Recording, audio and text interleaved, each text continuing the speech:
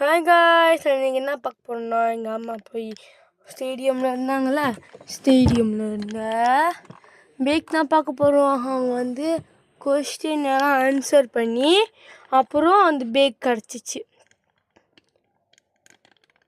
அது வந்து ஒன்றாவதுல, ரெண்டாவது வந்து pan, soap colour pan. So வந்து பேக்கும் சோப்பு கலர், பேனும் சோப்பு கலர். பார்த்தீங்களா, மெச்சிங்காக இருக்குல்ல. வாவ், அது மாதிரி எல்லாம் போய் தாண்டுவாங்க. அது இருக்கும்போது வீட்டு செய்யும்போது தாண்டிக்குவாங்க. பேன் பார்க்கலாங்க.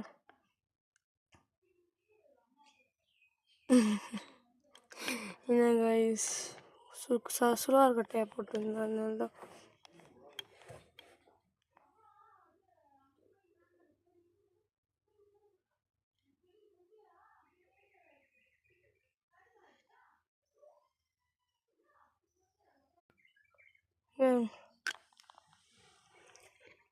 நீங்களே பாருங்க என்ன எப்படி எழுதுறீங்க.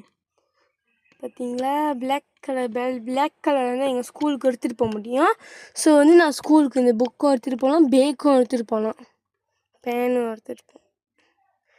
ஆமாம், புக்கும் வரல தானே. ஆனால் நான் இப்போ வச்சு எழுதியிருக்க புக் வந்து புக்கு சொந்தேங். அது வந்து ஸ்டாண்டர்ட் 4 அப்போ வச்ச புக்கு. அதெல்லாம் இந்த புக்கு தான் கைஸ். இதான் கைஸ். என்னென்ன புக் மார்க் இருக்குது. வா, பேனு, புக்கு, பேப்பர் எல்லாம் இருக்குது கைஸ். ஸோ எனக்கு இதான் அவங்க பிடிச்சிது. அந்த 100 புக்கு பாருங்க, அது வந்து ட்ராயிங் புக்கு படிக்கலாம். ஆனால் அது வந்து லோகோ இருக்குங்களா படிக்க நினைக்கிறேன். இது இந்த புக்கு வந்து 3, 4 புக் பாருங்கள், கருப்பு கலராக இருக்குது. ஆனால் ட்ராயிங் புக்கு படிக்கலாம். சரி, புக்கு தான் பார்க்கலாம்.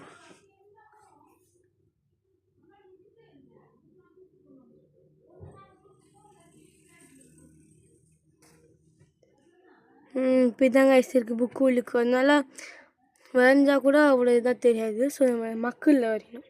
இப்போ நான் அழகாக தெரியும்னு நினைக்கிறேன். சரி கைஸ், இப்போ வந்து புக்கு இல்லை, அந்த போஸ்டர், சின்ன போஸ்டர் இருக்குது. பார்க்கலாம்.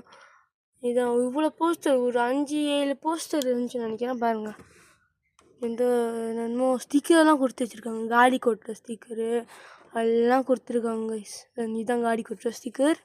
இது வந்து படிக்கணும், படித்து நீலாமில் போடலாம். புக்கு படிக்க நேரம் இல்லை, இதை படித்து நீலாம் போட. சரி.